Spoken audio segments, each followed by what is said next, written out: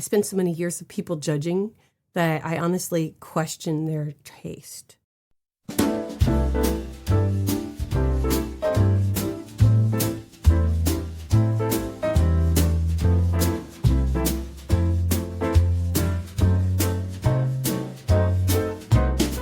Welcome, all you Vickas and Tots. It's time for another episode of the Cozy Quilt Cinema.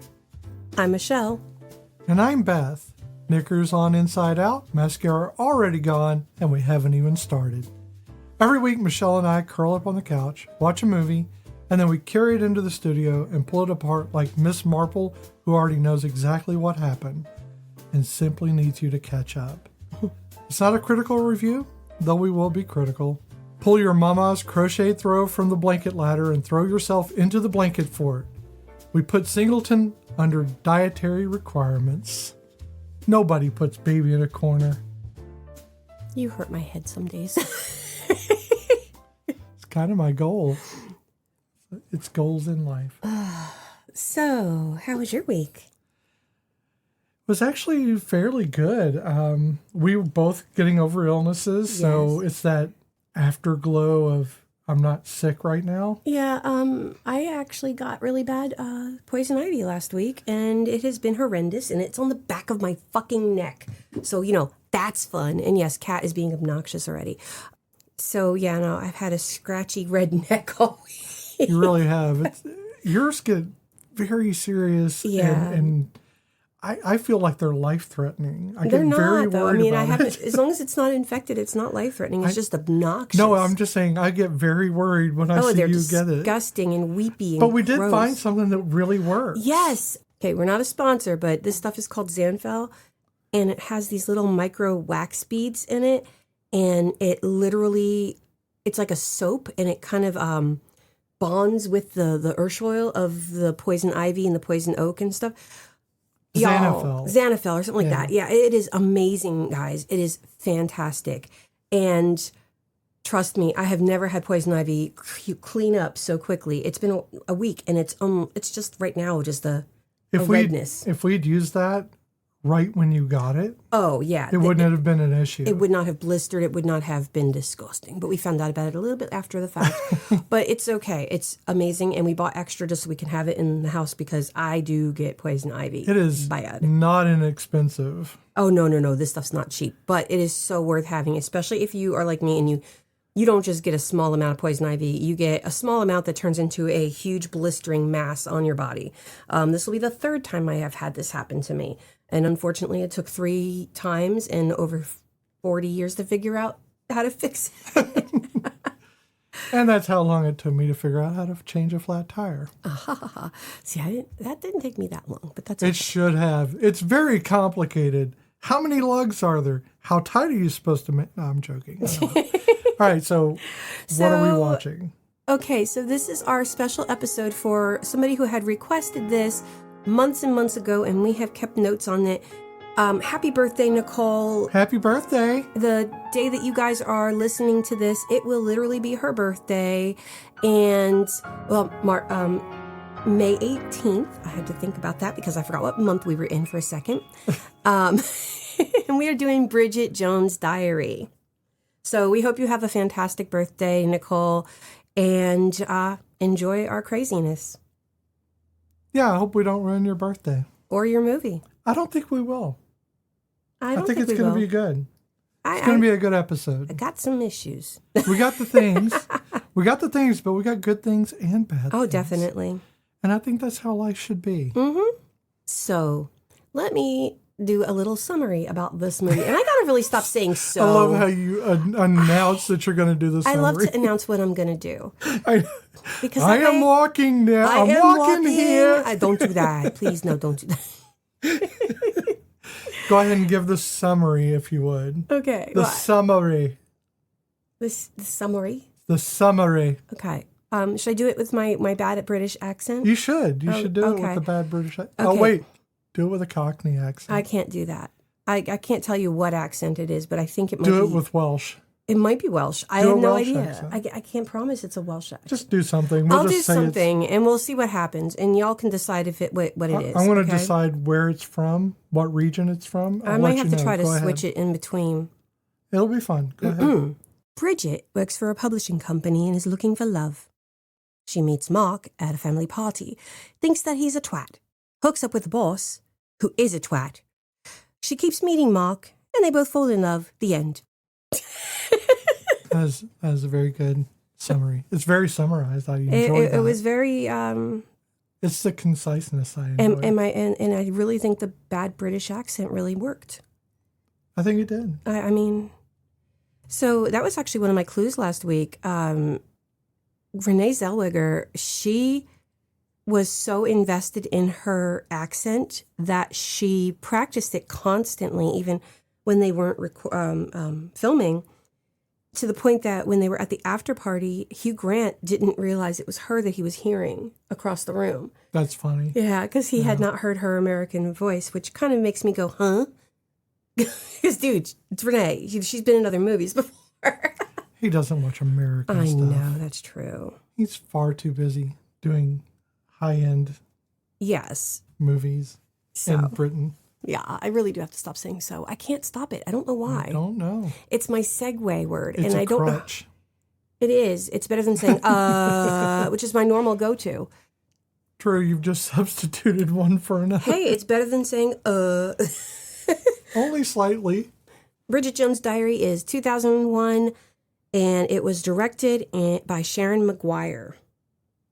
And really, did I blank on writing anything down about Sharon Maguire? I think I might have blanked on that one. I focused on the writer, so I think I blanked on that one. But she did Bridget Jones' Diary, obviously, and Bridget Jones' Baby, and Incendiary. Oh, okay. Incendiary. Yeah, like I said, I just think I jumped off the gun on her.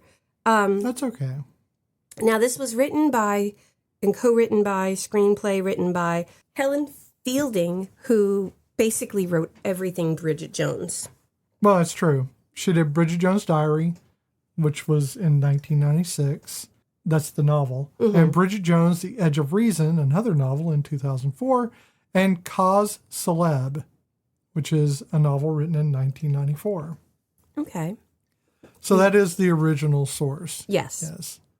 And then we have Andrew Davies, who did, obviously, Bridget Jones, and he also did House of Cards. True. But he also did Pride and Prejudice, the 1995. That one. That Darcy. That's the one he did. Mm-hmm. And Middlemarch. So you know that Mark Darcy is a nod to Mr. Darcy because of Colin Firth. I am aware. Okay, and then we have Richard Curtis, who I have to admit I love because he has done so many great things. He did The Vicar of Dibley, all Vicar of Dibley, and he did Yesterday, which I have yet to see, but I really want to. It is on my book movies I want to see. Love Actually, which while problematic, we love it, and he did one of my favorite heartbreaking episodes of Doctor Who, Vincent and the Doctor. Oh yeah. I am that one makes me cry every time at the end when he's hearing how much people love him. Okay. Well, he also did 4 Weddings and a Funeral. Yes, he did. And Notting Hill. And he seems to like Hugh Grant a lot. He's just a man standing in front of Hugh Grant, asking him to please pull up his pants. Oh, Hugh. Okay, so this movie stars Renée Zellweger. That is true. She plays Bridget Jones. She's in Jerry Maguire. Chicago, which we did. Judy. Oh, yeah, Judy. I forgot about Judy. What else was she in that we did? Empire Records. Oh, I forgot about Empire Records. She was also in Cold Mountain, which we happen to live near. And Cold Mountain was an excellent movie. Yes, it was. Just a really good movie. And weirdly enough, Me, Myself, and Irene, which while a lot of people don't like that movie, I actually appreciated the chaos of that movie. Okay. It reminds me of, I can't even explain it. It just, I think about it weird ways. Have I seen that movie? I think I've only seen it once, but my brain goes back to it in weird ways. I don't know that I've seen it. Perhaps we'll have to put it on and talk about it. Oh, yeah, maybe. Okay, Colin Firth, the man, the myth, the legend. The Mark Darcy. The Mark Darcy of it all. He was in Pride and Prejudice. Yes, he was. Yes, he's playing another Darcy. The King's Speech. Mm-hmm. A Single Man. Mm-hmm. And The Kingsman, which I Yes. just watched like maybe a month or two ago. I know. And it was good. It was I good. enjoyed it. I had yeah. a good time with it. I think we might need to do that one. Don't for have to this. be serious about it. It's just a fun. Oh, it is a fun It's a movie. fun little spy, kick-ass little movie. Are there sequels to it? I think there are. There are, but Colin Firth will not be in them. But he was really good in this, and I was like, "Holy know. crap!" Colin Firth is an action character. I know I wouldn't have put that together, but also Kind of hot. kind of see it. The man just gets better and better looking too. Oh, yeah. He is. Oh, I love him. And then we have Hugh Grant. Oh wait, I'm sorry, I didn't do. Colin Firth was also in Nanny McPhee with Emma Thompson True. and Love Actually with Emma Thompson. True. So also Hugh Grant You're going to was see in. a lot of bleed over because UK production. Trust me, I'm has about to get everyone in dirty it. in a minute. So okay. Okay. Not dirty, but you know what I mean. Okay, because you know how I love my crossover groupie things. Okay. First, we have Mr. Daniel Cleaver, played by Hugh Grant. He was in the recent Wonka movie with Timothée Chalamet. He was an Oompa Loompa. He was the Oompa Loompa. That's what I hear. Yeah, I never saw it. It's actually not bad. It's young Willy Wonka. Yeah, So it's I like a really prequel. don't have a desire, but okay. You know, it's not Gene Wilder, but honestly, I think he does a better homage to Gene Wilder's Willy Wonka than he does to Johnny Depp's. I mean, there's no way to do both. Well, I mean, some people, I could see it. It's just a lot of weirdness, but, it's Willy Wonka, so it's supposed to be weird. He was also in a movie dear to us in a weird way. Dungeons and Dragons, Yeah, Honor Among true. Thieves. He played Forge, you douche. He also did 4 Weddings and a Funeral, Yes, he did. Notting Hill, Love Actually. and one I really liked, About a Boy. Oh, About a Boy was good. Yeah. Yes. So my little weirdness of weird is we will not address the ginormous, transphobic elephant in the room, but we're going to talk a tiny, tiny bit about Harry Potter. This movie also has Gemma Jones, who plays Bridget's mom, Jim Broadbent, who plays her dad, and Shirley Henderson, who plays her friend Jude. Gemma Jones played Madame Pomfrey. Jim Broadbent played Professor Slughorn, and Shirley Henderson played an extremely inappropriately aged Moaning Myrtle. I love Shirley Henderson a lot. Oh my gosh, if you ever get a chance to watch Shakespeare Reloaded, I think is what it's called, and they reimagine a bunch of Shakespeare plays, she does Taming of the Shrew, and it's perfect. And I love her, but Moaning Myrtle was a weird choice. She's got the voice for it, and they did try to make her look like a child, but she was in her 30s and she's perving on a teen, and it's weird. A little bit. Little bit. So Gemma Jones also did Sense and Sensibility, Vera Drake, and The Theory of Everything. Mm-hmm. And if we want to go to Jim Broadbent, who played Colin Jones, Bridget's dad, he was in Moulin Rouge. Yes, he was. He's in a lot of things. Jim Broadbent's been... Yeah, and he was also in Iris, which was an Oscar win for Best Supporting Actor. So I had to bring that up because I like, and we already have like the 1001 overlapping Love Actuallys. I figured I'd bring in the overlapping Well, Harry let's talk Potters. about Shirley Henderson real quick because Okay. she also did a few other films that are pretty Oh, yeah. big. Train Spotting and Godsford Park. Yes. And she also did an episode, Of Doctor Who. sure, but an episode of Death in Paradise. She did. I forgot about that. She was that inspector lady who came in. Right. Oh, I forgot she was in that. She was very off-putting in that one. I love Death in Paradise. Guys, it is such an underrated show for Americans. I mean, I'm pretty sure the British love it because it's had so many seasons.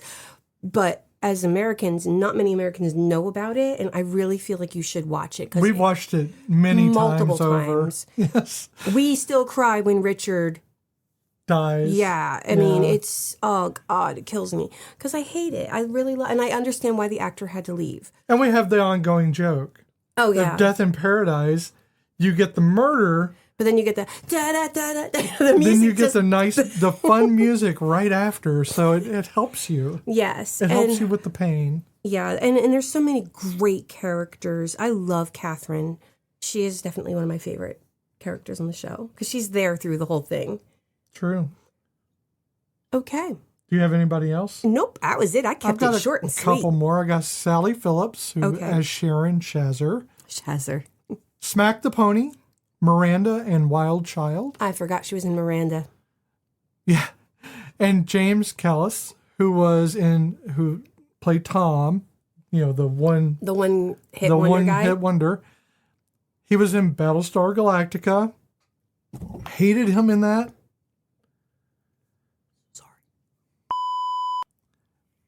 Hated him in that, but that's because he did a good job. He's also in Bridget Jones' The Edge of Reason, and he was in Eureka, the TV show. Who was he in Eureka? He was in there for like a couple of years. Who the hell was he? I don't know. I've seen Eureka 100 times, and I could not tell you who he is in it. I just don't know. I don't know where to place him in it. Did they give you a character name? I can look at. Okay, so I looked it up. He plays Trevor Grant. He is the guy from Back in Time when they get knocked back in time. Okay. That's why I didn't recognize him. First of all, he's clean shaven and he's got his hair short. Both things throw me off because in Battlestar Galactica was not the case, and neither was it in this movie. Mm-hmm. No, now I remember. Okay, yeah. Yeah. Wow. That's why, because it was like a real shark jump for Eureka, Yeah. Wasn't my favorite part. I like the first season. I'm a first season. Oh, yeah. I'm a first season girl. I like the first season of things. Mm-hmm. Sometimes I like the second season. Like Parks and Rec, second season was much better. Oh, definitely. Third season, even better. Yeah. But for some reason, like the first season is what I get attached to emotionally. Oh, yeah. I mean, and I'm like that with Supernatural. The first season is not my favorite, but I kind of muddle. Actually, the first few seasons are not my favorite. It's really when the angels come that shit kicks in. And it's not because of Misha. It's because the angels bring a whole other dynamic to the show that I think. A whole lot of assholes all at once. Oh, my God. But it gives the show more depth instead of just Creature of the Week. Sure. Yeah, for a while, even though there's that Although I kind of like the Creature of the Week. There's something to be said for Creature of the Week. Well, I mean, they never truly... Buffy was that way. Well, they never truly lose that either. And Buffy was like that. They didn't lose the Creature of the Week, but I think having those back plots are usually thicker. They gave arcs. Yeah. They gave arcs other than just looking for dad, which got boring. Which got very boring because John is a piece of shit. Sorry, John, but you're a piece of shit. He doesn't care. John Winchester. Even if he's really wouldn't care because he's kind of a dick. Yeah, well. Right, so I did that for you. How did you feel about Bridget Jones when you first watched it? Okay, well, let's go down that rabbit hole, Michelle. I am a huge Brit file. At least I was. I mean, not saying that I'm any less now, but I am one of those, roll your eyes, Brits. I know, just roll your eyes at me. But I am one of those Americans who finds your country fascinating. I would live there in a heartbeat if I could. I love everything about your country, but I've always felt that way. Not everything about your country because, as screwed up as we are, you guys are screwed up too, but that's okay. Not as bad as us, but you got your issues. We all do. But I love the culture of the UK, not just Britain. I love Scotland. I love Ireland. I love Wales. I love and my love of these things, yes, it stems from the books I've read and the TV shows I've watched. So Bridget Jones was just feeding into all of my British love. And I like, Renée Zellweger. I loved her movies before any of this. And so when I saw the advertisements, the trailers for it, I was like, oh, okay, this looks like a fun movie. And I was really into rom-coms at the time. And of course, Colin Firth will always get a pass, and so will Hugh Grant. So it was like, to me, the perfect storm. And I wanted to see this movie, and I loved it. I loved, because the person... It's called Anglophile. Anglophile. I knew what it was. I just couldn't remember. Well, you know what? word. I kept wanting to say a Brit picker, and I'm like, no, that's the people who would read my stories when I used to write fan fiction and put the Brit stuff in it for me. Those were our Brit pickers. So I'm like, I knew that wasn't the right word. So yes, Anglophile. I wouldn't even call myself an Anglophile because I don't think I know that much about it. I know a lot, but I don't know enough about the culture, and especially after of recent years. I have lost that obsession to it. I've kind of been going into my my Chinese dramas, and that has been another problem of mine. But whatever. At least I won't try to do the accent because that would be disrespectful, completely disrespectful. Sure. At least I'm in my bloodline. I have, if I wanted to be that American as well, I have the British. But I loved I could feel for her in 2001. As per usual, guys, I was going through some shit. And so that the love story of her finding him, and, they bumped heads, and just wanting to find that person, even though she hooks up with the despicable, what's his face, Daniel, it was still a movie I could relate to that wanting to find that happily ever after. So I loved it. I still care a lot about this movie. While rewatching it after many, many years, I did find some issues, but that's, again, trying to look through it with a modern lens. At that time, I did enjoy this movie immensely and loved it to pieces. So how did it make you feel? It's very hard because this is always going to be a factor in my life. Looking back at my life, I have to remember what it was like to be me with a mask on. And that is very hard to do. Yeah. I mean, try to imagine, being, in a closet when you were a kid, and it'd be very traumatic. You've blurred a lot of things out. Mm-hmm. And I'm trying to remember what it was like to pretend to be a guy who watched this movie. Yeah, while I can't understand that aspect of it, do. I can only relate to, I know I hid who I was for years, but not in the same sense. Mine was more of trying to conform to the expectations of the people I was trying to bring, get to find approval of me. Yeah, yours guess what? Was hiding. That's the same thing. Well, then I guess I understand it a lot more than I realized. It is. It's just about the context of it. Yeah. I mean, while you were trying to do it for other reasons, I was doing it for my own reason. Yeah. And I was trying to hide who I was and try to seem like I was, quote unquote, normal for them. Mm-hmm. And doing that messes you up because you have to remember what it was like to wear that mask. Mm-hmm. Every time we wake up in the morning, we put on a mask. Yes. Whether it's a mask of your face and you're smiling, or a mask of your face and you're unhappy, or a mask of something else. You put on a mask for the emotional suit you're going to wear that day. And for trans people, we put on a thicker mask. And we try to hide more than just our emotions and more than just how we're feeling. A lot of times we're just hiding ourselves. Mm-hmm. So the mask isn't different. It's just thicker. Yeah. And it's more than just the veil. And for this kind of situation, it is very hard to remember what it was like. But I do know that even identifying with Bridget Jones was too dangerous for me.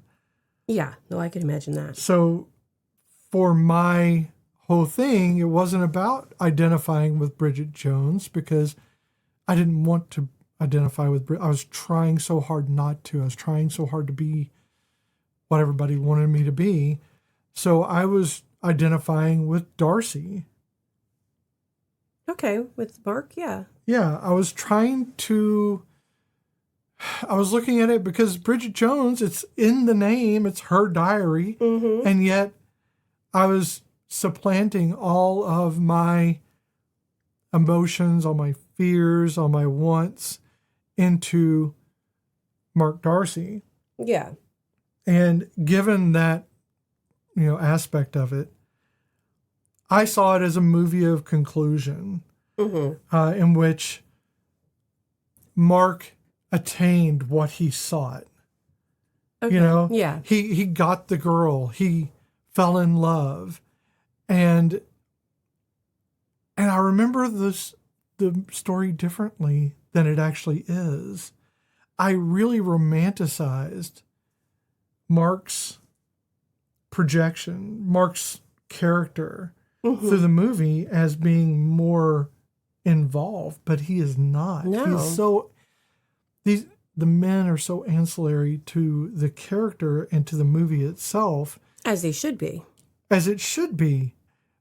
But nostalgia is a mindfuck. Oh, no, it is. And I'm, again, when you're trying to push this narrative for yourself, it just makes it very hard to go, well, this was Bridget Jones's movie, because it wasn't for me at the time. I'm telling you, it's a much richer tale now that I understand and now that I see it from her perspective, and we can talk about that later. But how I felt romantic, but not enthralled with the movie. I will say that. Yeah. And that's how I felt the first time I watched it. I mean, that totally makes sense, too. With the changes. And again, I feel like while I still care about this movie and I still love this movie, I see things now differently than I did as a younger person watching this and seeing, again, her wanting to find love, wanting to find somebody in her life. And I related to that because I was in a relationship. In 2001, I was pregnant with my third baby, but I was unhappy. Yeah. And that relationship had been, we had been separated and then we were together, and it was up and down, and it was a constant battle, and I didn't want it anymore. I was tired. I wanted better.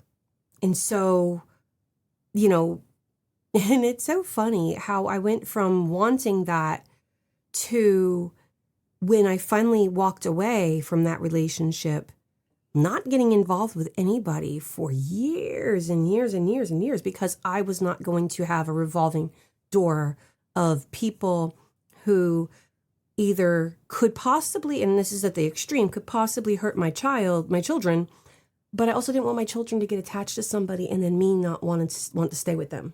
Sure, the children are obviously going to be a factor. Yeah, so, but you know what?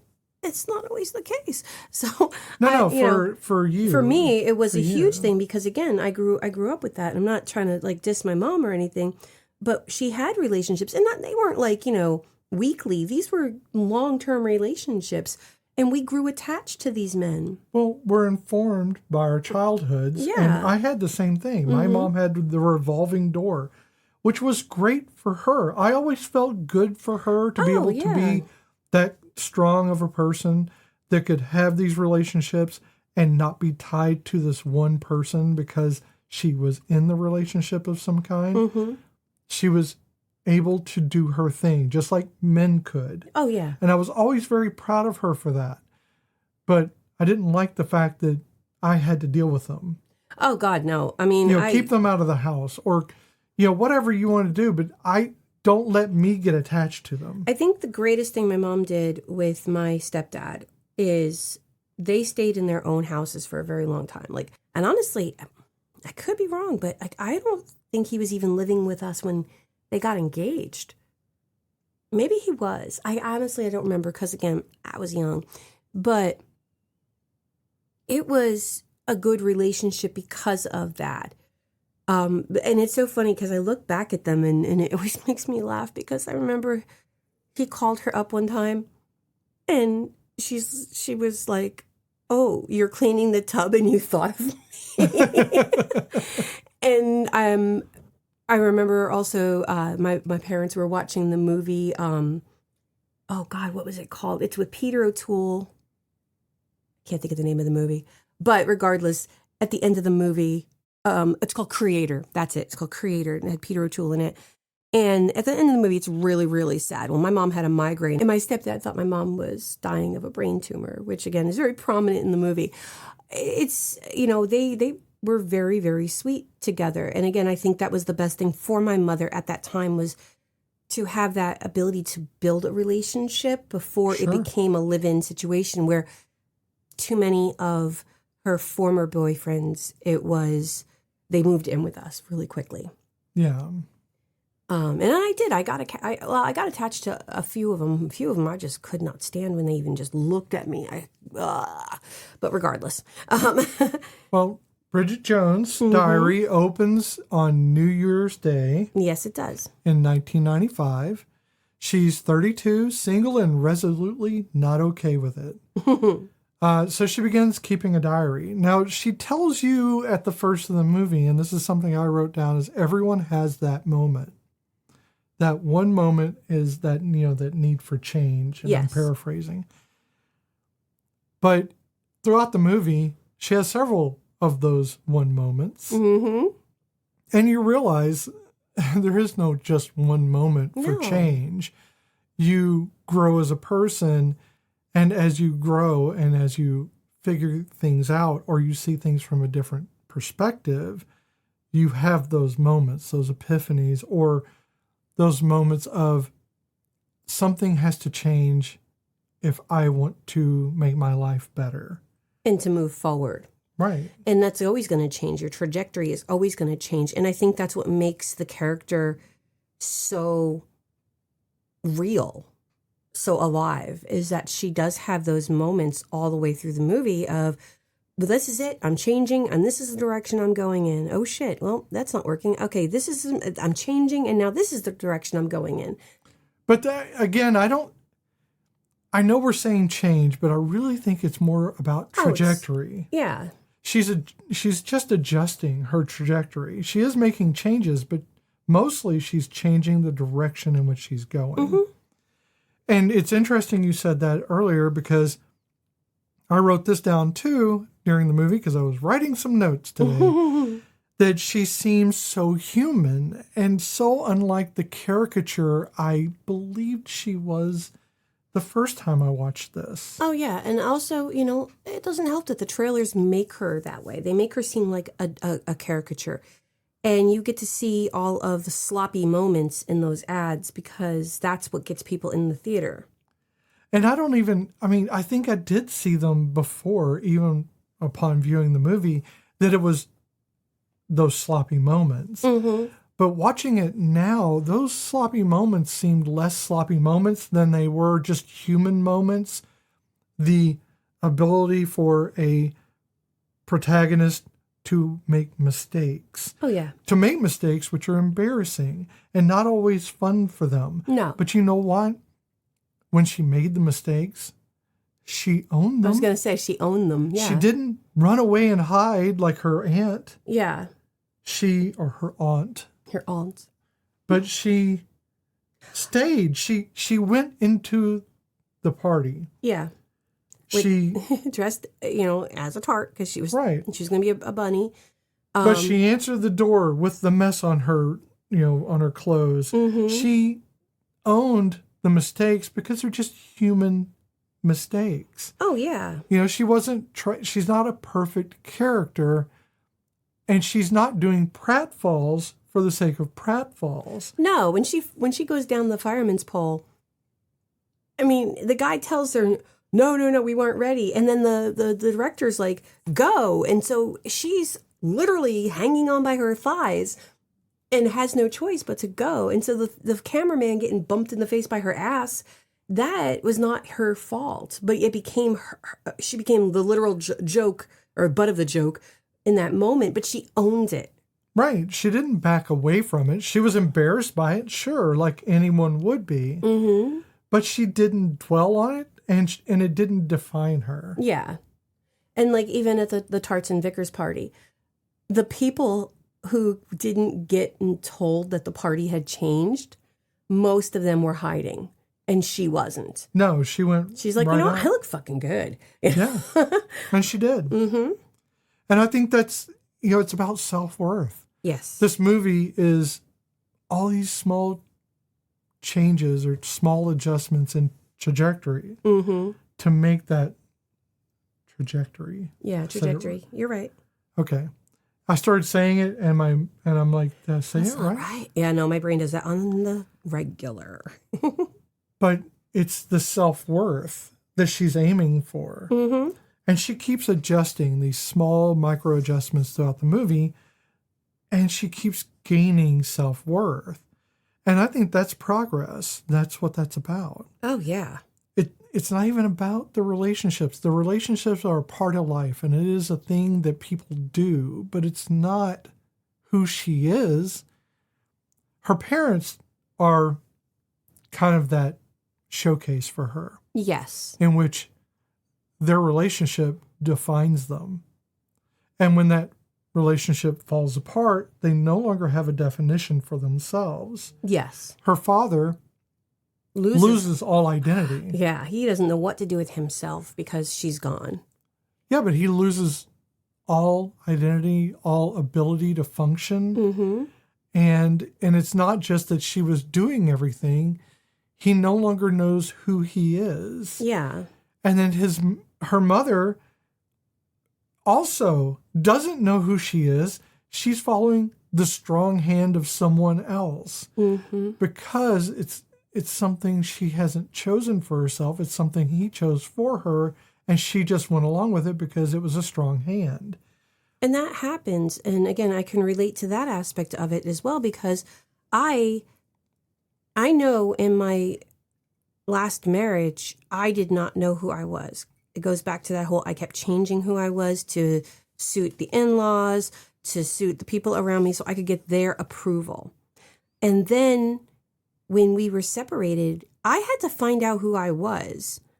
And I took a huge step back. I mean, I was 30 and I was acting and dressing like, early 20-something because I was lost trying to figure it out. And so it took me a long time to realize I didn't need somebody to tell me who to be. And before, even before being in a marriage, you have your family telling you, you have to go to school, you have to do this for us, you have to do that for family, and you have to be this type of person. And then again, the marriage was, I was the person for him, and then I was the person for his family.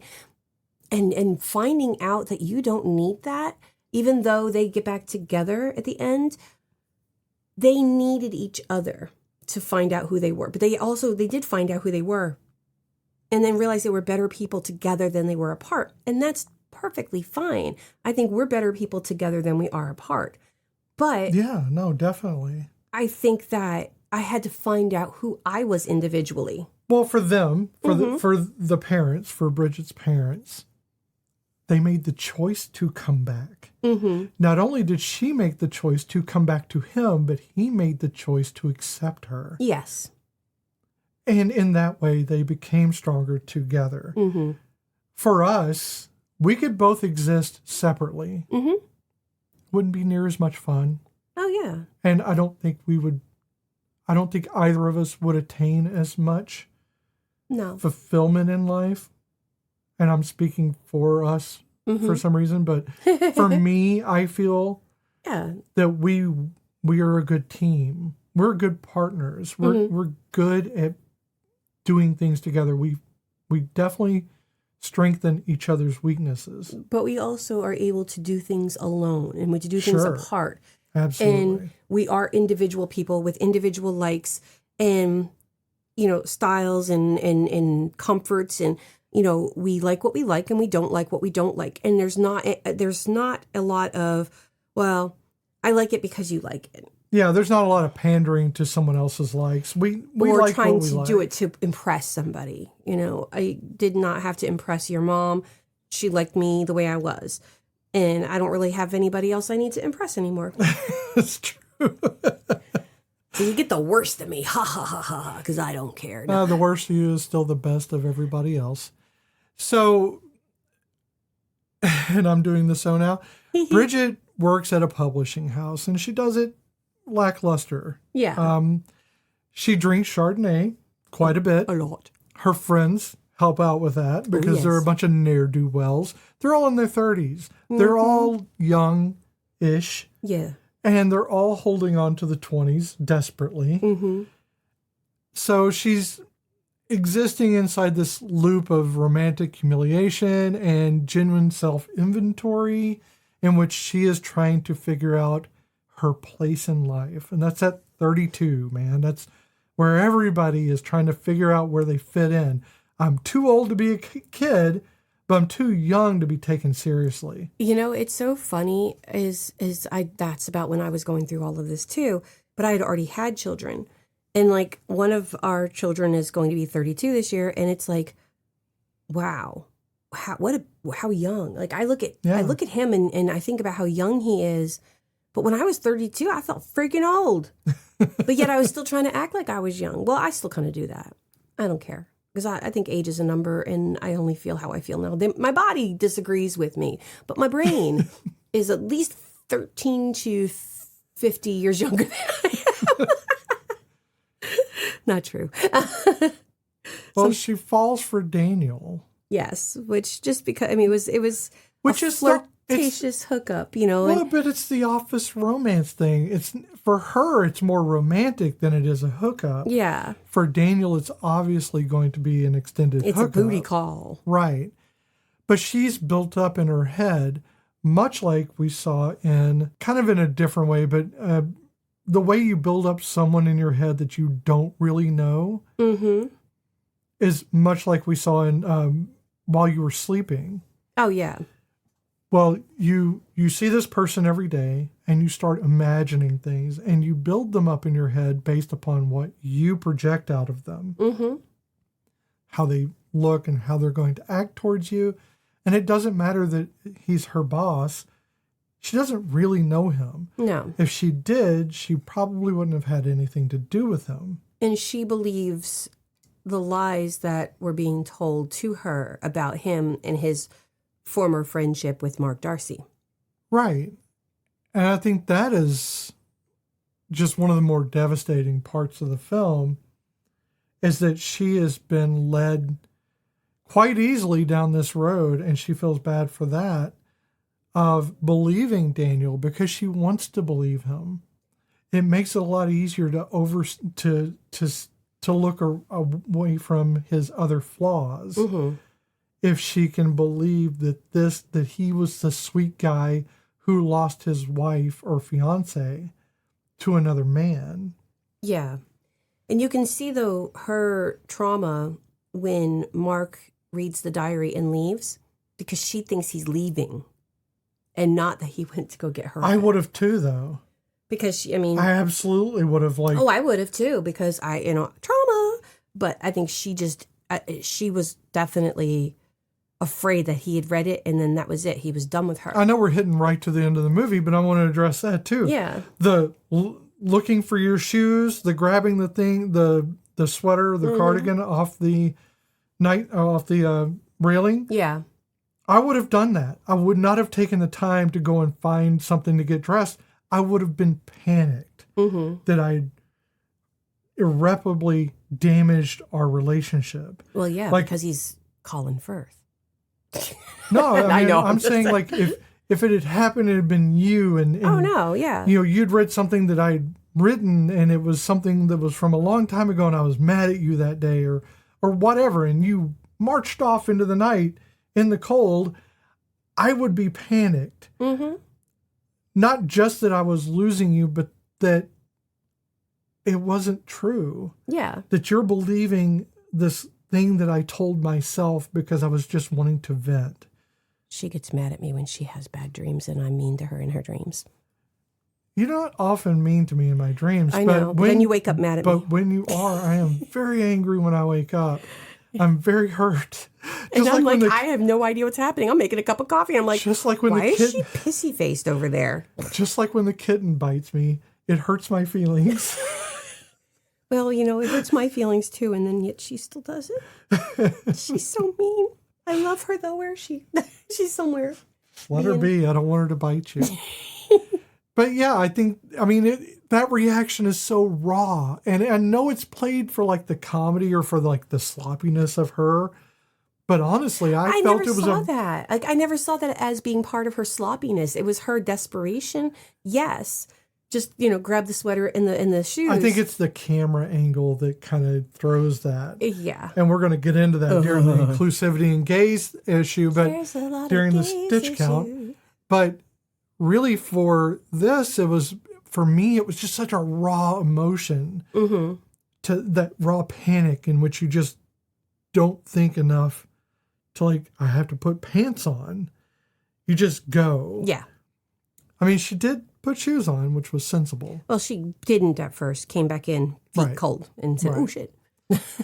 But we follow Bridget throughout this movie and we see her embarrassing times, but we also see those times where she achieves. Oh yeah, where she's on top, yeah. I mean, she has to go through the motions like everyone else. She doesn't start at the top. She keeps having to work her way up from working in the publishing house to working for television. And not one of the great areas of television, definitely one of the lower end. But she does a good job. And then she gets the interview because she knows Mark. And Mark likes her. Yeah. He is so hard to read. He likes her from the start, and yet he was so hard to read.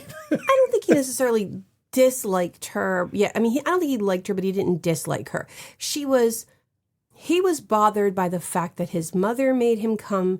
He didn't want to be there. He didn't want to wear that sweater.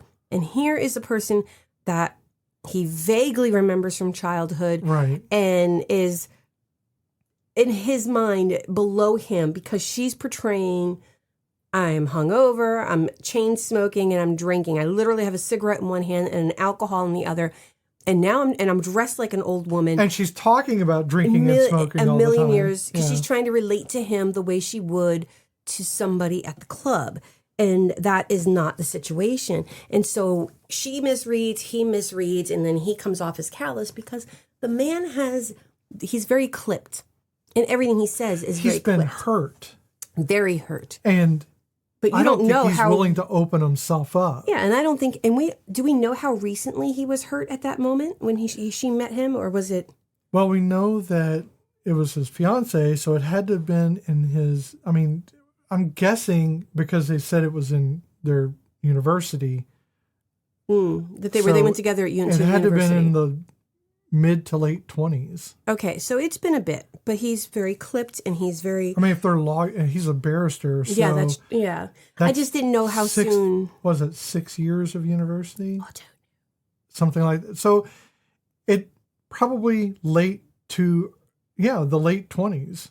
So yeah, and... and I think the situation was, these old ladies are trying to set me up with somebody's daughter, and she wasn't looking her best because, again, Mom made her put that damn tapestry dress on. And that was horrible. It was horrible.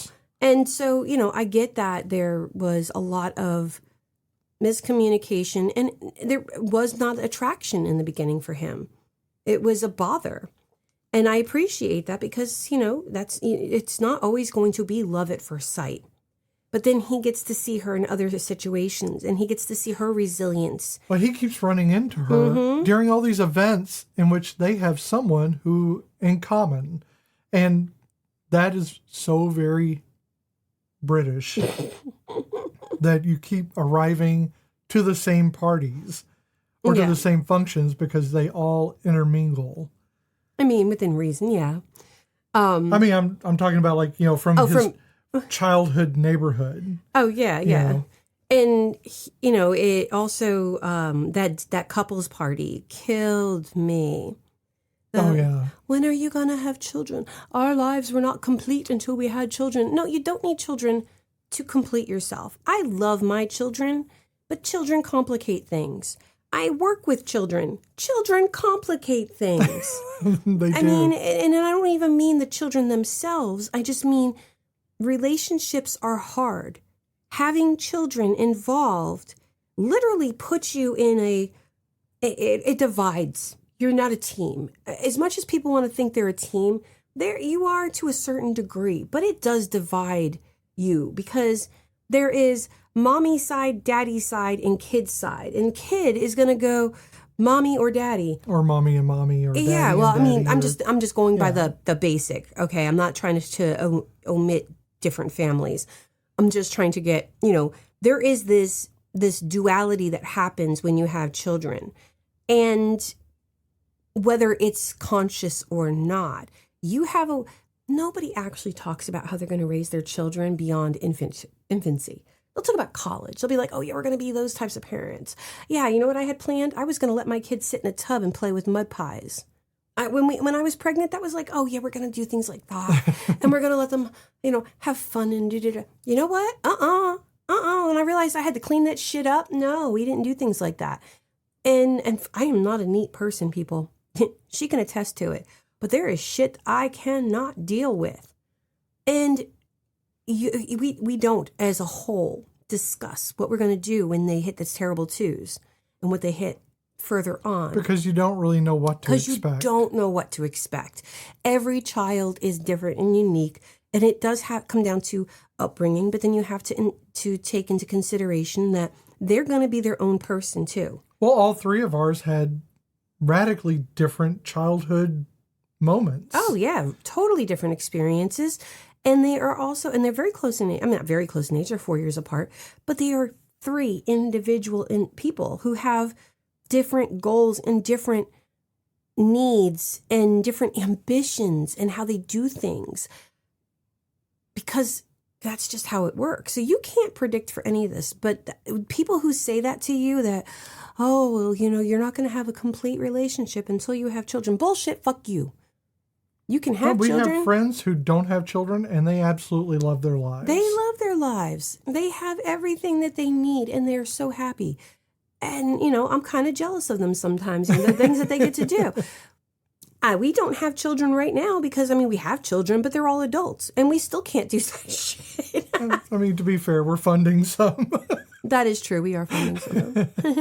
But also, but we're also not those people who, like they are, like our friends are, that, they can't sit still for too long. We're very content to be home. Hence our love of podcasting. And sometimes we're forced to be in the state and not travel outside of it. Well, there's that too. So Mark's, the phrase that, it kind of killed me when I saw it, when I heard it last night, is I like you just as you are. Mm-hmm. And that is like one of those moments, and you could see her face. Yeah. Literally, she was stunned. Like, and this wasn't a case of love bombing. No. He said it very quietly and very seriously. Like, don't change. You're good the way you are. Don't, I like that person. He just wanted her to know that he liked her. Mm-hmm. And it wasn't like, I'm so in love with you. He was just saying, as a person, I like you and I like who you are. It's like when we say together, we adopted this phrase from Parks and Rec because we kind of love Leslie and Ben's relationship. I love you and I like you. Right. And that is kind of our thing to each other is I love you and I like you. And that is what he's saying here. And he's not saying love, but it's implied. I like you just as you are. And she gets to say that back to him. Mm-hmm. Not right then, but at a better moment. Saying it right back at him would have been nice. But it would have been trite. And it would have been just a moment past. Her saying it after other things have happened and after her other adjustments in life, again, re-aiming her life, her trajectory, I don't know why I'm having trouble with that word. That's okay. Is sweeter. Oh, yeah. It's a sweeter moment because it's taken the time and it's not off the cuff. She makes the decision to tell him. And you can see his face almost mirror her face when he said it to her. Mm-hmm. Because you're always surprised when someone likes you for who you are. Oh, definitely. Or at least in my estimate, people are, because I never assume someone likes me for who I am. Oh, gosh, yeah. I just assume people like what I project. When people actually like me, I spend so many years of people judging that I honestly question their taste. You like me as a person? Yeah, but it's not him or her saying it's despite your flaws. Mm-hmm. It's not one of those like, I love you even through your flaws. It's just, I like who you are as a person. I think that's better. Oh, yeah. Saying despite your flaws means you've not only noticed my flaws, you've cataloged them. Exactly. I don't need that kind of shit from you. Oh, I already know what I'm about. You don't need to tell me. But the general, I like you as you are, it's comforting because it means, yes, they know, they see, but they're okay with that. And to have that is definitely a comfort to one's soul, really, because, again, it really helped for me knowing that you didn't care. And you have been with me through a few of my personality changes when it comes to finding out who I am. So it is definitely knowing that, it's okay. It's okay. You're not telling me, you're not pointing it out. Well, I know that you're blah, blah, blah, blah, blah. Yeah, like you said, it's not categorizing. It's a general comforting blanket of just acceptance. I'm okay. I'm okay. Yeah. I can do this. And it's accepting yourself. Yes. But I think what I like about this film is it takes so long to get there. Oh, yeah, yeah. It's a full on almost 90-something minutes before you feel the weight of that sentence hit you. In the fan fiction world, we call this a slow burn. It is. I mean, it's a slow burn, but I think the movie progresses so much. Oh, yeah, because it's very action. That you forget, not action-packed, but you know what I mean. You forget Mark is there. You kind of do in between. But Mark comes up. Mm-hmm. He shows up. He's mentioned. He keeps showing up. He keeps being mentioned. It's not a destiny because it's not their destiny to be together. Mm-hmm. It's their choice to be together. But they are continually brought up to each other mm-hmm. in these small ways. And I liken it to the red sweater theory. If you're going about your day, you don't notice it until mm-hmm. someone mentions or points out the red sweater. And suddenly you start seeing the red sweater everywhere. Yeah. So you see someone wearing a red sweater, you see it on television, you see it here, you see it there. That's how I liken her seeing Mark or hearing about Mark. He's on her mind. Mm-hmm. And so she is going to encounter him more in some way. This movie has it has one of two greatest fight scenes, I think. Because, okay, not greatest fight scenes. And I'm excluding the fight scene. There's action-packed fight scenes, don't get me wrong. There are great fight scenes. There's a great fight scene in the movie Equilibrium. Oh, yeah. That is an amazing fight scene. If y'all don't know... It's a great movie. Well, yeah. But if you don't know Potter Puppet Pals... oh, God, I can't think of his name. But the kid who did Potter Puppet Pals, he put music to... I think he's in his 40s now. Yeah, probably. But he put music to that fight. It was chef's kiss. Okay. Regardless, there are a few great fights in this world that are not action-packed fights, but they are... Honest fights. And hot as hell. One of them, I know I said two, but I just now remembered another one. One of them is Jack Harkness and John Hart in that scene in Torchwood Oh, yeah. When he comes up to him, gives him a kiss, and then beats the shit out of each other to that Blur song. I'm loving you, but I'm hitting you. Yeah.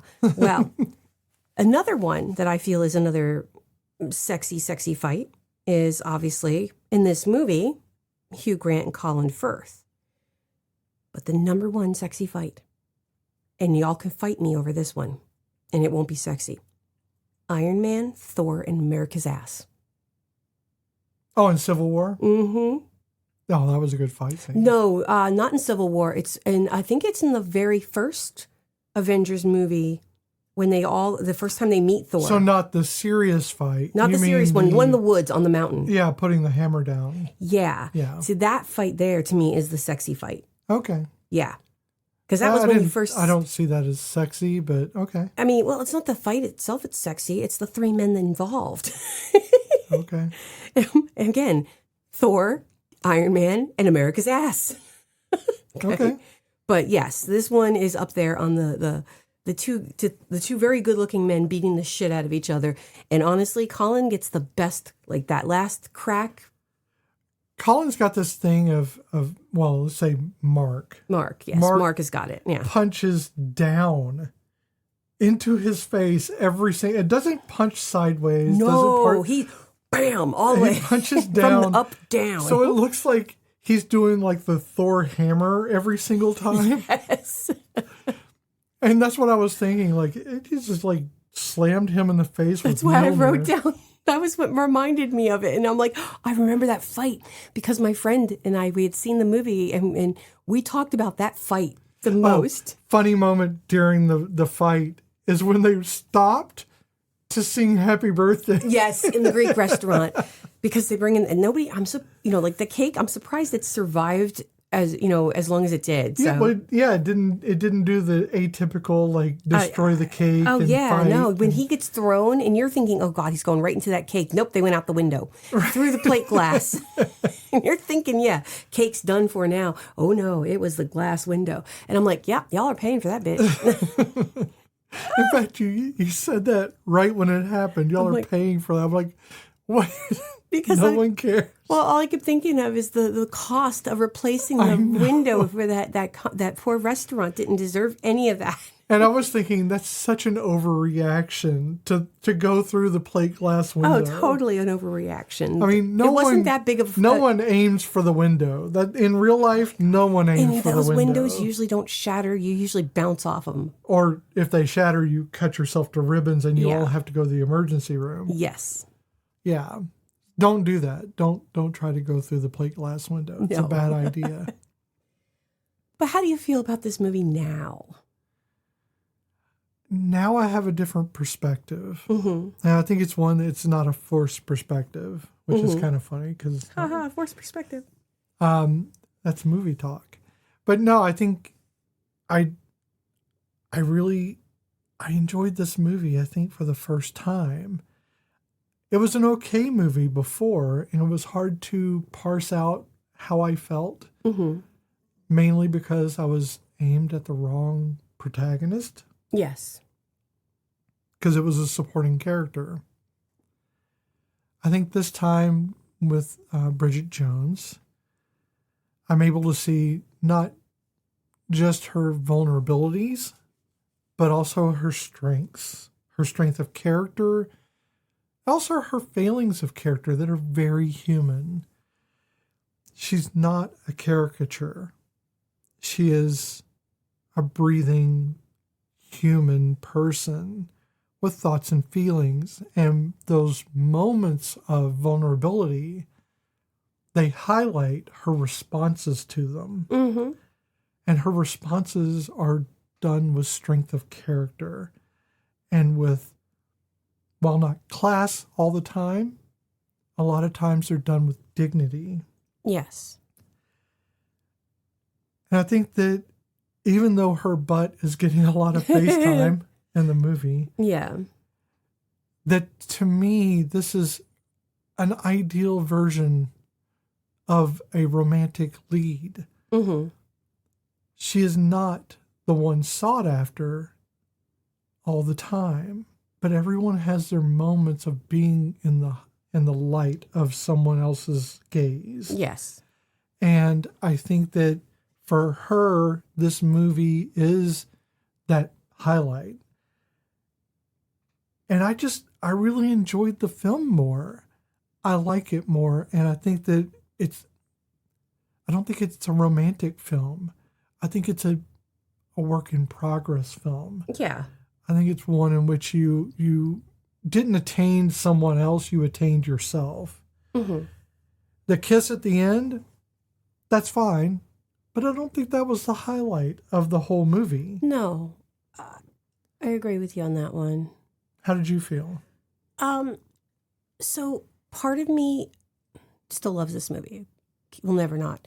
There's that part of me that does look at certain scenes and I'm like, and it's mostly in the beginning that, girl, you don't need somebody. You don't need somebody to be strong. You don't need somebody. But I understand the loneliness of it. And I have to accept that she's lonely and that is why she wants the relationship. I don't think she believes that she needs a man to complete her. And that is what I think sets Bridget Jones aside from a lot of movies that are romantic comedies, where these girls, in a lot of cases, believe that they need that person so they can be better, whether they say it outright or not. And she's not doing that. She just wants that companionship. Because even when she's hooked up with Daniel, she's still herself. Right. She's not somebody else for him, per se. She's very childlike, that's what Bridget is like. I do know that I did have issues with that, like when we were watching it just, the other day, I kept thinking, oh God, I forgot about this and I forgot. But really it comes down to she is still a strong female character. Yeah. I'm trying to not think about the sequels because I think she does lose some of that. I feel like all the strength that Bridget gains in the first movie definitely gets lost because we keep re-looping back. And I haven't seen anything. I've only seen the second one, and I haven't seen the third and the future fourth one. I'm not even sure if it's come out yet or not, but I don't want to think about those. I want to just, kind of like focus on what I know of her for this. And I do think that she is a strong female character. She has her foibles. She has her issues, but I kind of want to smack her though, because I know she's only 5'4", but she's 136 pounds. Girl, I wish I was that chunky. I am not 5'4", and I still wish I was that chunky. Because on my frame, that would be friggin' skinny as heck. I can't believe I used to be 124. I was anorexic looking. And you do know she gained and lost that weight. She gained that weight and then lost it a year later for Chicago. Yeah. It was only 20 to 25 pounds. Bless that soul. Oh, because I can barely lose that going on, 2 years now? But yes, this movie is still very, very much in my heart, and I do care for it a lot. And I will recommend it again to anybody. All right, it is time for the stitch count. We're going to run this film through a weaving machine, and we're going to count those stitches and make sure that we have a whole damn blanket. And maybe we won't, and it falls apart when we hang it out to dry. Okay. We're going to use the Castellini test, the gaze and inclusivity, and the Tremors gold standard. Yeah, so let's start out with the Castellini test, which is seeing if there's some feminism in this film. There have to be at least 2 named women characters with at least 5 lines of dialogue each. Well, it's a huge female cast. And sure. I think the women outnumber the men, and every female character is named, and they all have conversations. I mean, honestly, we can pretty much tuck away most of the Castellini because it does have, you got Shazza, you have Prospera, we have Jude, we obviously have Bridget, we have Bridget's mom, we have, so these are named characters that have more than 5 lines. Okay. Those characters must have a conversation, not necessarily with the other woman, either not about their partner or with their partner, future or current, and not about their relationship.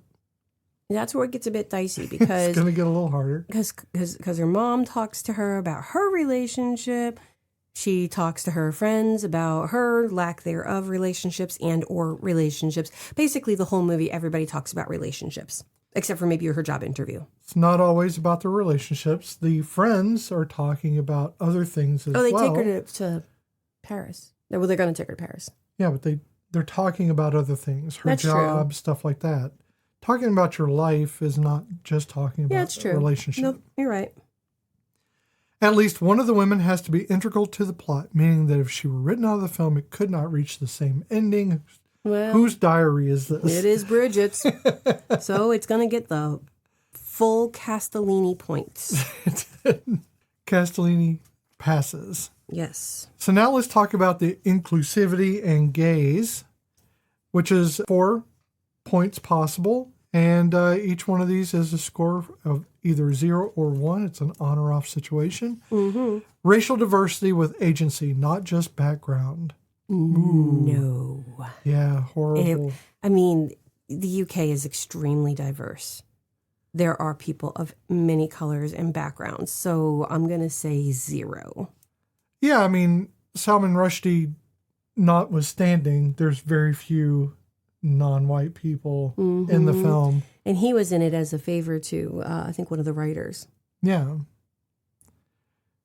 And, so I'm going to say, 0 on that. Yeah. LGBTQ presence that isn't a punchline or a tragedy. Is not Mark. God, I forgot his name. Tom? Tom. Is he? Tom. He's not a punchline. He's not a punchline. No. And he's unapologetic about who he is. He is fairly unapologetic. It's his career, which is the punchline. I think that's about the only LGBTQ presence in the film that we know of, yes. But it's not a punchline or a tragedy, so we'll just gonna have to get accept the point. that. Age, body type, or disability treated with dignity. Okay, it's going to fail here. Well, yeah, and it is going to fail in the sense that, yes, Bridget herself has weight issues, and you can have issues with your own weight, but when people point out that you have a fat ass, or people point out that you're, not the typical blah, blah, blah, blah, blah, yes, that becomes an issue. Now, I'm going to say I don't think it does treat age as a problem because we do have Bridget's parents' relationship, and then they joke about, I don't want to hear about it, but who wants to hear about their parents having sex? I don't think it's an age thing. I think it's just about the parents having sex when she talks about her mom, and when her mom's trying to tell about the boyfriend. So I think that's that situation. I don't think it's an ageist thing. I think it's just ew, I don't want to know about it. No, and as far as I know, no disabilities being disrespected in this either. No. But however, body type definitely is. Yes. So the line that the American woman gives in Daniel's. Oh gosh, yeah, the one when where she says, "I thought you said she was thinner," or something like that. That was devastating. On top of finding out someone's cheating on you, to also be called fat by the person they're cheating with. Now, I'm not trying to convince you otherwise, but I'm going to throw the scenario of, okay, if we have a movie and the characters are like, I ain't dating that girl, she's a fat bitch, I don't like fat girls, or I don't like fatties, or whatever, that would definitely be a weight, discrimination. Sure. In this movie, you're not supposed to like her, and she's doing, the American lady, she's saying these things, and you're not supposed to like her in any way, shape, or form. And the people who say shit about Bridget, they are, they're not the people you're supposed to like. But I think her empowerment, I don't know, I feel like it's a different, I'm not saying it's any less, negative, but I just feel like it has a different feel. Maybe it's still, I don't think so. It's still a body type not treated with dignity. That's true. Okay, we'll go with 0 then. Camera gaze. not relentlessly sexualized or punitive. Well, it's very sexualized. It is quite sexualized and quite punitive. Mm-hmm. It often lingers, especially on Bridget's butt and thighs, Mm-hmm. stomach, when she's wearing that one shirt that you can see breasts, through. Yes. and on other people as well. But yes. And then people comment on it because, again, they'll back to the body thing. Especially during the party, the vicar and the tart and vicar's party. Yeah. So a lot of that, a lot of sexualized, punitive camera angles. Yeah. Unfortunately, yes. I mean, granted, it's part of the plot. It's part of the movie and the way it is. But that's not part of the... Whether it's part of it or not is not the issue. No, it's not. It's a fact. Sure.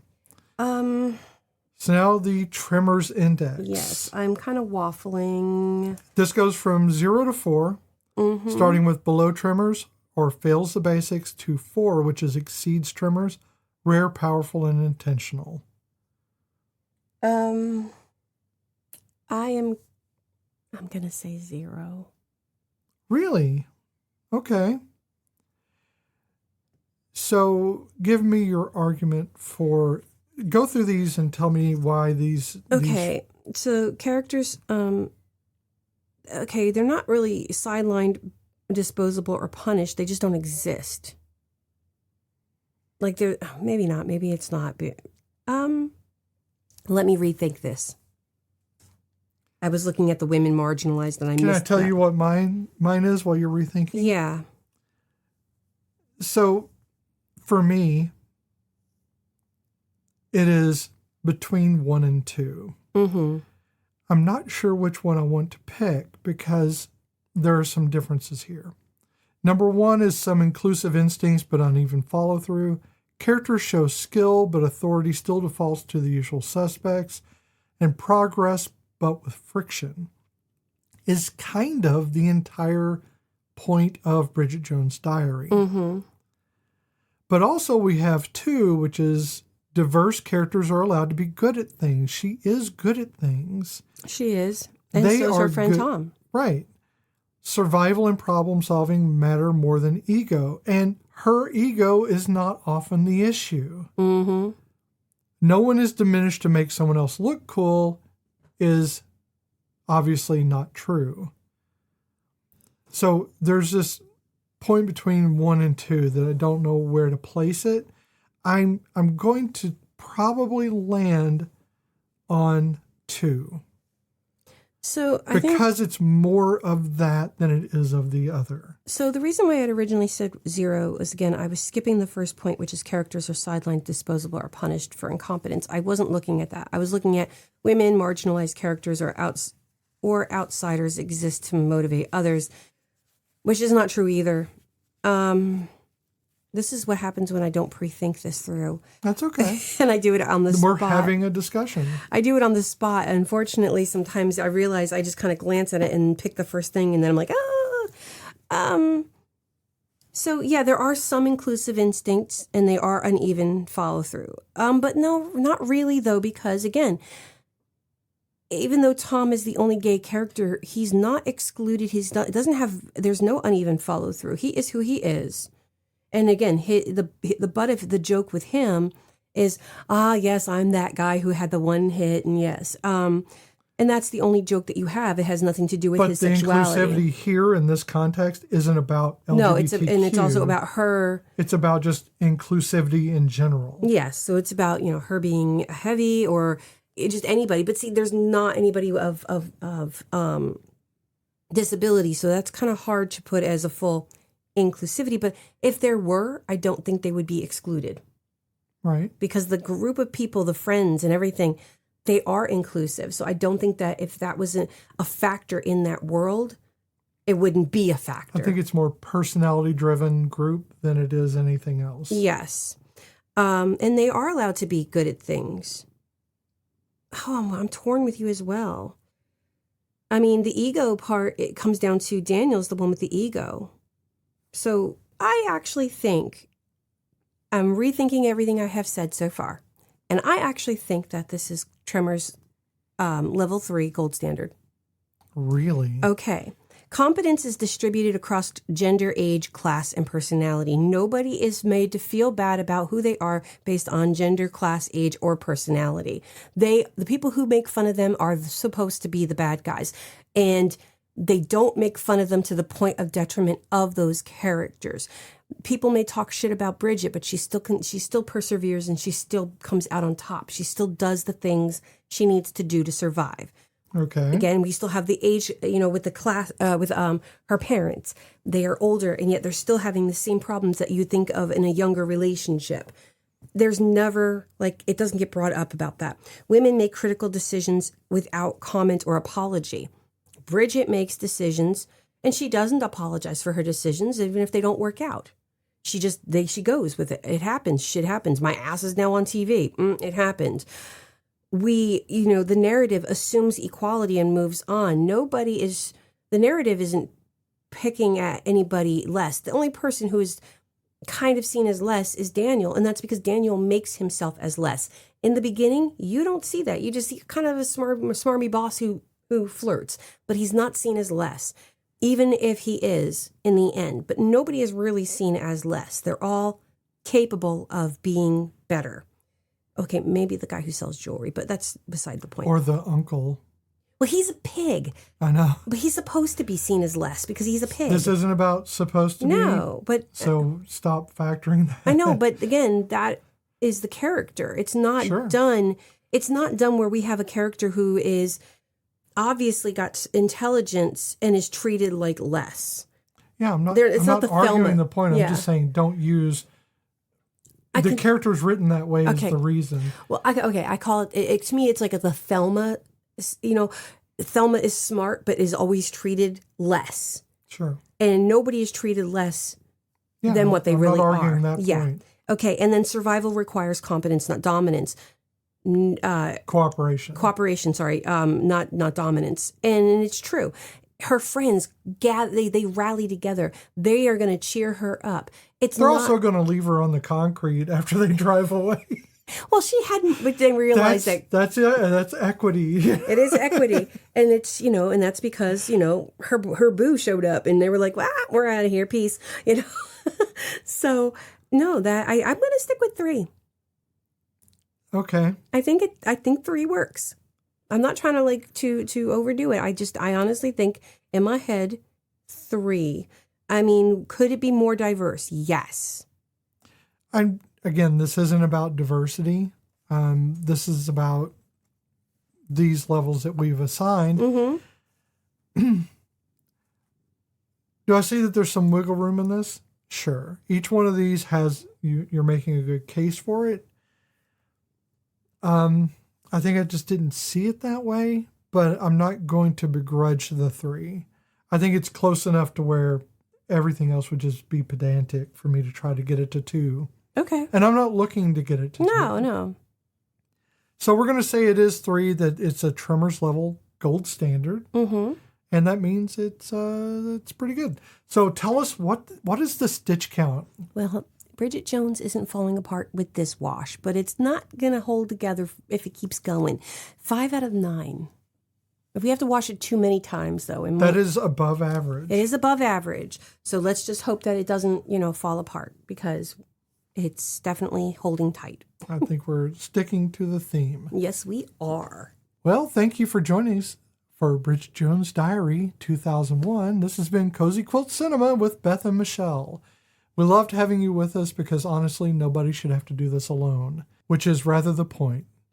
There you are, just living your life, singing into a wooden spoon in your pajamas at full volume, and suddenly something in this film catches you completely off guard and won't let go.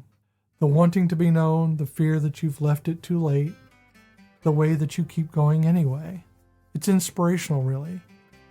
And if this one moved you, made you laugh, made you sit by the phone waiting for it to ring, follow us on Instagram and Blue Sky at Cozy Quilt Cinema, or send your feedback and personal reflections to cozyquiltcinema@gmail.com. You can also find us at cozyquiltcinema.com. You can always find our episodes wherever you listen to podcasts as well. Please consider subscribing and leave a rating to help our community grow. And don't forget to check out our other podcast, Between Myth and Belief. It comes out every other week where we talk about paranormal and spooky stuff sometimes and just weird in general. So here are your clues for next time. I got a lot, guys. And this one, I'm giving you some easy clues. I want some feedback this time. This movie is one of many by this director, and this person has a very stylized way they do their movies. The young actors in this movie had never seen a typewriter before filming. The flag used in this movie is an actual Betsy Ross flag and not the one we know and love today. This film was an opening film at the Cannes Film Festival in 2012. And the female lead carries a book around. It's a sci-fi book that's titled, and it's a fake book, but it's titled The Girl from Jupiter by Isaac Clarke. And that is a play on two sci-fi writers, Isaac Asimov and Arthur C. Clarke. And those are your clues. And those were easy ones, guys. Easy. So, until next time, I don't have a catchphrase. I don't either. I usually there's a phrase in these movies, and there's nothing this time. I mean, there are phrases, but they all have their own thing. I thought you said she was thin. See, that sounds horrible. Yeah, that's horrible. I don't want that to be the end. Yeah, no. I like you just as you are. Yeah, that works. Bye. Bye. Love you, bye. What? Well, I just think you should know that, you know, there are lots of prospects here for a talented Daniel, person. we... Yeah, just give me a minute, will you, Simon? Thanks. Right here, boss man. Lots of prospects for a person who, you know, perhaps for personal reasons has been slightly overlooked professionally. Thank you, Daniel. That is very good to know. But if staying here means working within 10 yards of you, frankly, I'd rather have a job wiping Saddam Hussein's arse.